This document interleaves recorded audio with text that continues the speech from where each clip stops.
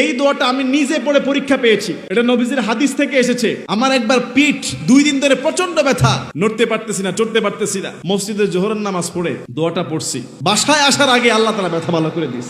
আমাদের অনেকের মাথা ব্যথা হয়, শরীর ব্যথা হয়, হাঁটু ব্যথা হয়, কোমর ব্যথা হয়, পিঠ ব্যথা হয়। ব্যথা হয় কিনা?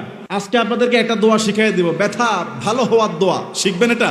এই দোয়াটা আমি নিজে পড়ে পরীক্ষা পেয়েছি। এটা নবীজির হাদিস থেকে এসেছে। আমার একবার পিঠ 2 দিন ধরে প্রচন্ড ব্যথা, নড়তে পারতেছি না, চড়তে পারতেছি না। মসজিদে জোহরের নামাজ পড়ে দোয়াটা পড়ছি, বাসায় আসার আগে আল্লাহ তাআলা ব্যথা ভালো করে দিস। এখন আমাদের শরীরের অনেক জায়গায় অনেকের ব্যথা থাকে, ঠিক কিনা? মাথা ব্যথা হয়, চোখ ব্যথা হয়, শরীর ব্যথা হয়, বুক ব্যথা হয়, পেট ব্যথা হয়, হাঁটু ব্যথা হয়, পা ব্যথা হয়।